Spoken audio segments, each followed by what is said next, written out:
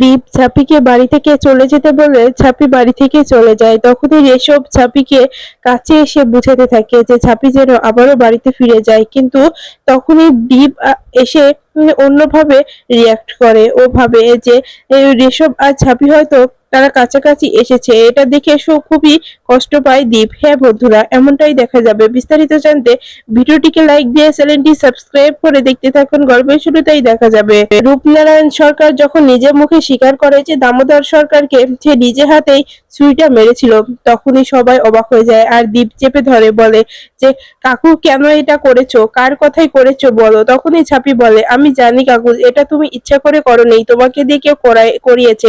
সে কে, তার নামটা তুমি বলো। এখনো তুমি চেপে যাবে, এখনো তুমি সবার সামনে তার নামটা বলবে না। তখনই দীপ বলে হ্যাঁ কাকু, তুমি নামটা বলো, আমি নামটা জানতে চাই।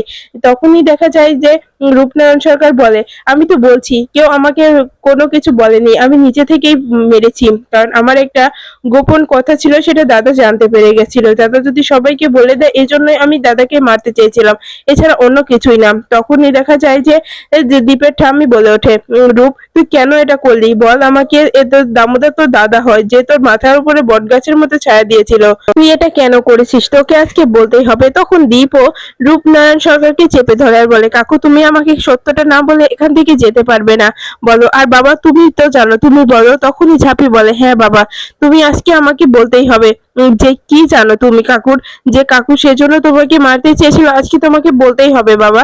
তখনই দামোদর সরকার বলে কিছু না, আমি কিছু বলতে পারবো না। তখন দেখা যায় যে রনিত চলে আসে আর বলে আমি জানি, আমি বলতে পারবো। তখনই দেখা যায় যে দীপ বলে কেন রনিত, তুই আমাদের বিষয়ে এত কিছু জানিস কি করে, তুই কি আমাদের উপরে নজর রাখিস। তখনই রনিত বলে ব্যাপারটা তোর আর আমাদের নয়, এটা হলো আমার আর এই বাড়ির মধ্যে।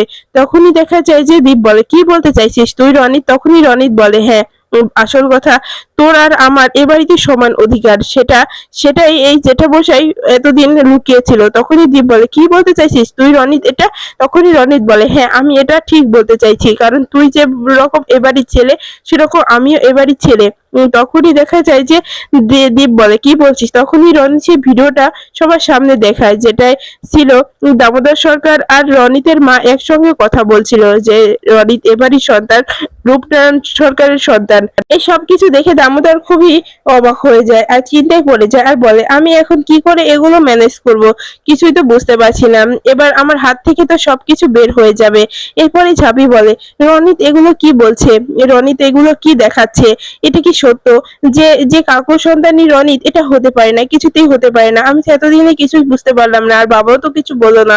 তখনই দেখা যায় রনিত বলে আমি এখন আর চুপ করে থাকবো না, এখন থেকে আমি আমার প্রাপ্ত অধিকার আমি বুঝে নেব। তখনই দেখা যায় যে এসব কিছু শুনে কল্পনা, চূর্ণী আর জয় খুবই চিন্তায় পড়ে যায় আর ওরা রেগেও যায়। এরপরে দেখা যায় ইনকা বলে রনিত এগুলো কি বলছো তুমি। তখনই রনিত বলে হ্যাঁ ইনকা, এটাই সত্য, এটাই বাস্তব।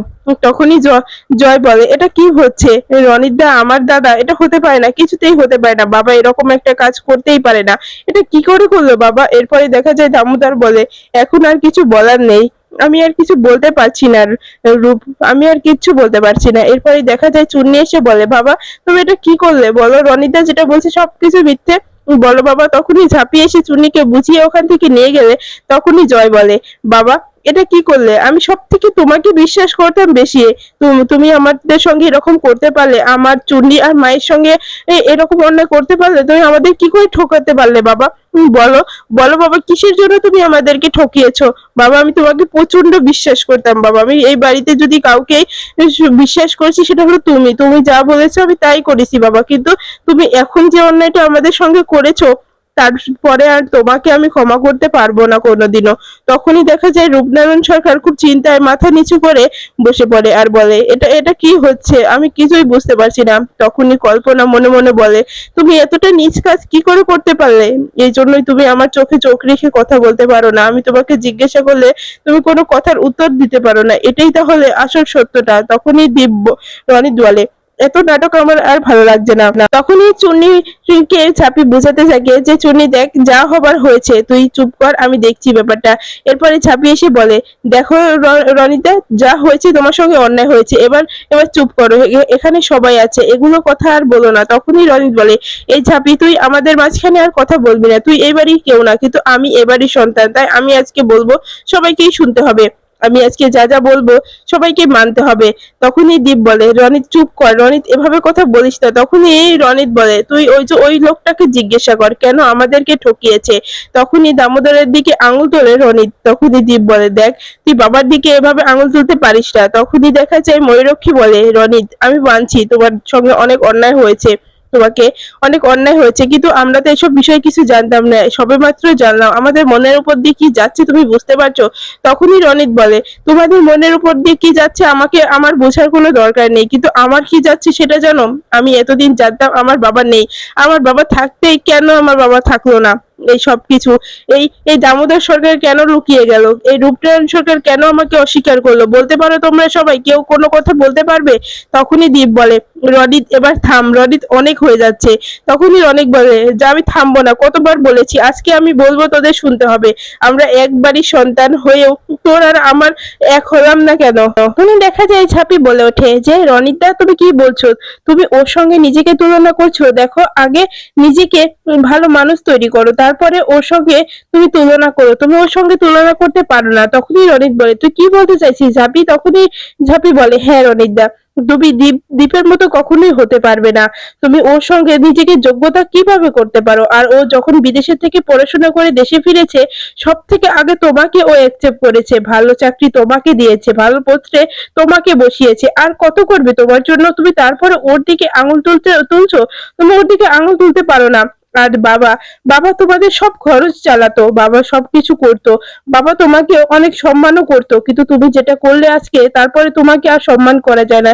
এদিকে রূপনারায়ণ সরকারের অবস্থা খুবই খারাপের দিকে চলে যায়, সে চিন্তায় বুকে ব্যথা শুরু হয়ে যায়। এরপরেই দেখা যায় ঝাঁপি বলে দেখো রনিদা, এভাবে চিৎকার চেঁচামেচি করে কোনো কিছুই সমাধান হবে না, তাই যে কোনো কাজ করতে গেলে মাথা ঠান্ডা করে করতে হবে, আর তুমি যেভাবে উল্পাল করে শুরু করে দিয়েছো, এভাবে কিন্তু কোনো কাজ হয় না। তখনই দামোদর বলে হ্যাঁ, আমি বুঝতে পারছি যে আমার অন্যায় হয়ে গেছে, আমি কাউকে কিছু না জানিয়ে বড্ড অন্যায় করে ফেলেছি, আমি শুধু বলিনি এই সংসারটা, এই পরিবারটাকে ভালো রাখার জন্য। তখনই দীপ বলে কিসের ভালো, যে আমার ছোটবেলাটা আমার সবটা খারাপ হয়ে গেছে, এখন আমি এই পরিবারের ভালোটা তো বুঝবো না, আমি এই পরিবারের ভালোটা কেন বুঝবো বলতে পারো।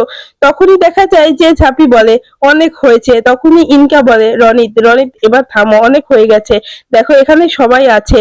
তখনই দেখা যায় যে রনিত বলে ইনকা, তুমি অন্তত কথা বলো না, চুপ করে থাকো, তুমি তো আমাদের বিষয়টা জানো না, আমাকে এই সবকিছু ঠিক করতে হয়, আমাকেই কথা শুনতে হয়, কেন কেন বারবার আমি কথা শুনবো, আমরা একবারই সন্তান হয়েও কেন আমরা বাড়ি ভাড়া থাকি, বলতে পারো কেন আমরা অত ছোট বাড়িতে থাকি, আমার মা কেন এত কষ্ট করবে যেখানে আমার মা এ বাড়ির বউ। তখনই দেখা যায় যে এ কথা শুনে দীপের মা অবাক হয়ে যায়, বলে কি বলছে এই সব কিছু।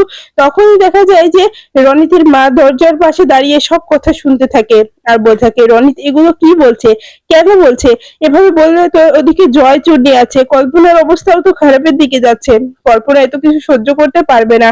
তখনই চুন্নি বলে রনিতদা থামো, অনেক হয়েছে রনিতদা, এসব কথা বলো না এখন আর। তখনই দেখা যায় যে রনিতের মা বলে রনিত তুই এ কি বলছিস, তুই এখানে এসে এভাবে অশান্তি কেন বাড়াচ্ছিস, তুই এটা করতে পারিস না, তুই এরকমটা করবি না। তখন দেখা যায় রনিত বলে মা তুমি সহ্য করতে পারো, আমি পারবো না, আমি এত কিছু কিছুতেই মানতে পারবো না, আমার আমার আমার বাবার প্রয়োজন, আমার এই পরিবারের প্রয়োজন, আমি এবারে এই পরিবারের ভাগ চাই, অধিকার চাই, আমি অধিকার ছেড়ে এক পাও নড়বো না।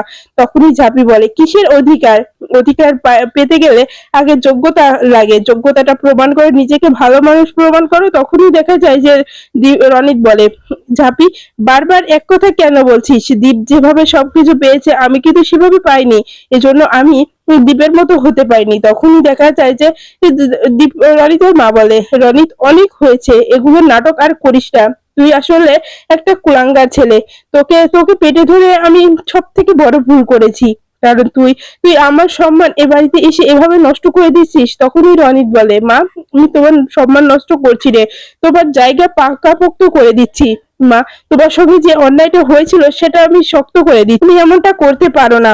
তখনই দেখা যায় যে রনিতের মা বলে, আমি এত কিছু চাই না, দেখ ওই মানুষটার দিকে তাকিয়ে দেখ, ওনাকে আমি দাদা বলে ডেকেছি, মানুষটার অবস্থা দেখতে পাচ্ছিস। তখনই রনিত বলে, তোমাকে কারোর কথাই ভাবতে হবে না, তুমি কি একবারের জন্য আমার কথা ভেবেছো? বলতে পারো আমি কেমন আছি?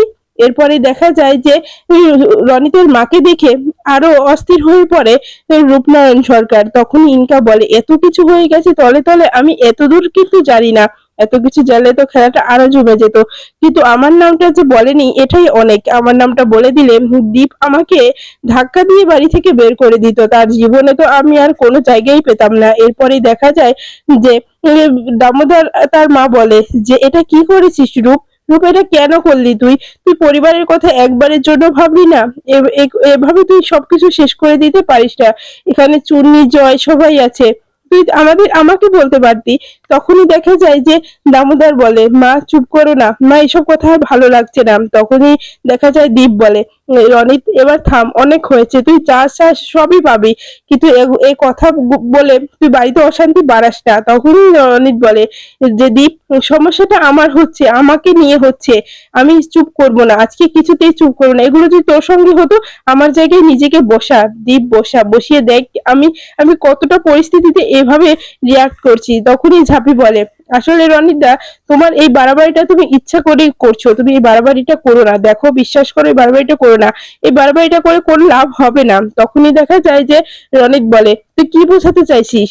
তখনই ঝাঁপি বলে, আমি কি বোঝাতে চাচ্ছি তুমি বুঝতে পারছো না? তুমি কার সঙ্গে কাকে তুলনা করছো? তুমি এই মানুষটার সঙ্গে তোমার তুলনা করছো, যা তোমার কখনোই যোগ্য হবে না তুমি, ওর একটা নোকের সমানও তুমি হতে পারবে না। তখনই দেখা যায় রনিত বলে, ঝাঁপি তুই এত বড় কথা আমাকে বলতে পারলি? তখনই ঝাঁপি বলে, হ্যাঁ বলতে পারলাম, তুমি যে ব্যবহারটা করছো তার জন্য বলতে আমি বাধ্য হলাম। রনিদা, এভাবে ব্যবহার করো না, তাহলে কিন্তু খুব খারাপ হয়ে যাবে, তুমি জোর করে সবকিছু পেয়ে যাবে, তুমি চাইলেই সবকিছু হয়ে গেল, জোর করে সবকিছু পাওয়া যায় না রনিদা। তখনই রনিত বলে, আমি জোর করেই সবকিছু নেব। আর ঝাঁপির এই কথাগুলো শুনে দীপ অবাক হয়ে ঝাঁপির দিকে তাকিয়ে থাকে আর বলে, মেয়েটাকে আমি কত অবহেলা অপমান করি, মেয়েটা আমার পরেই কথা বলছে। এরপরে দেখা যায় ময়ূরক্ষী বলে, এই অশান্তি আর ভালো লাগছে না, আর কিছুতেই ভালো লাগছে না। এরপরে দেখা যায় যে তখনই রনিতের মা এসে রনিতকে বলে, রনিত এবার থাম, তোর দোহাই লাগে তুই এবার থাম, আর কথা বাড়াস না রনিত, রনিত দেখ আর কথা বাড়াস না, এভাবে আমার সম্মানটা তুই নষ্ট করে দিস না সবার সামনে। তখনই রনিত বলে, সম্মান? তোমার সম্মান আছে মা, যদি তোমার সম্মান থাকতো তাহলে এভাবে তোমাকে লুকিয়ে বাঁচতে হতো না, এভাবে লুকিয়ে লুকিয়ে থাকতে হতো না। তখনই দেখা যায় রনিতের মা কল্পনার কাছে গিয়ে বলে, কল্পনা, আমার তোমার কাছে ক্ষমা চাওয়ার মুখ নেই, তবুও তোমার কাছে আমি ক্ষমা চাইছি, পারলে আমাকে ক্ষমা করে দিও।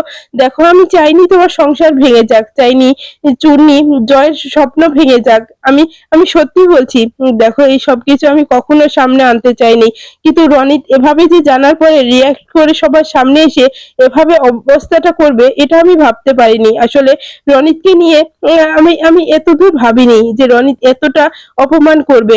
তুমি ভালো থেকো কল্পনা। আর সব তখনই চুন্নি আর ঝাঁপিকে বলে, ঝাঁপি তুই কল্পনাকে দেখে রাখিস, ওকে চোখে চোখে রাখিস। তখনই দেখা যায় কল্পনা মাথা ঘুরে নিচে পড়ে যায়, সবাই চিৎকার করে ওঠে। তখনই জয় বলে, মা, মা তোমার কিছু হতে পারে না। তখনই ঝাঁপি ছুটে আসে আর বলে যে, কাকিমা কাকিমা আপনার কিচ্ছু হতে পারে না, আমরা কিচ্ছু হতে দেবো না। তখনই দেখা যায় দীপের মা এসেও কল্পনাকে ডাকতে থাকে যে, ছোট ছোট তোর কি হয়েছে? তখনই দেখা যায় যে কল্পনাকে নিয়ে যখন ঘরে যায় তখন রনিতের মা ও কল্পনার কাছে যেতে চাইলে তখনই দীপের মা এসে আটকে দেয় আর বলে, কোথায় যাচ্ছিস? যাবি না, তুই তুই ওর কাছে যাবি না। তখনই রনিত এসে বলে, কেন আমার মাকে কেন আটকাচ্ছ তুমি? আমার মাকে আটকাতে পারো না, কারণ তুমি যে মন এবাড়ির বউ, আমার মাও ঠিক সেরকম এবাড়ির বউ, তাই আমার মাকে আটকানোর অধিকার তোমার নেই, তুমি আমার মাকে আটকাতে পারো না। তখনই দেখা যায় যে এই কথাগুলো শুনে দীপের মা অবাক হয়ে যায় আর চোখে জল এসে যায় আর বলে, এত বড় কথা হলো, তাহলে আমার আর ওর জায়গায় এক হয়ে গেল, তাহলে আমার এ বাড়িতে থাকা আর না থাকার পার্থক্যটা কি হলো? আমি সবকিছু হজম করতে পারছি না। তারপরে দেখা যায় যে দীপের ঠাম্মি বলে, এগুলো কি হচ্ছে আমার পরিবারে, এগুলো কেন হচ্ছে? আমি আমি তো চাই না আমার পরিবারে এই ঝামেলাটা হোক, তবে কেন এই পরিবারে এতটা ঝামেলা হচ্ছে? কি কি করব আমি আমি কি করে সবকিছু ঠিক করব? এরপরে এই দীপ বলে, যে ঝাঁপি অনেক হয়ে গেছে, আমার পরিবারে যা হবার হয়ে গেছে, তুই এখন আসতে পারিস। তখনই ঝাঁপি বাড়ি থেকে যাওয়ার সিদ্ধান্তটা নিয়ে নেয়। তখনই ঠাম্মি বলে, না ঝাঁপি দিদিভাই তুই যাবি না, ঝাঁপি দিদিভাই তুই চলে গেলে আমরা ঠিক থাকতে পারবো না, পরিবারটা ভেঙে যাচ্ছে, তুই পরিবার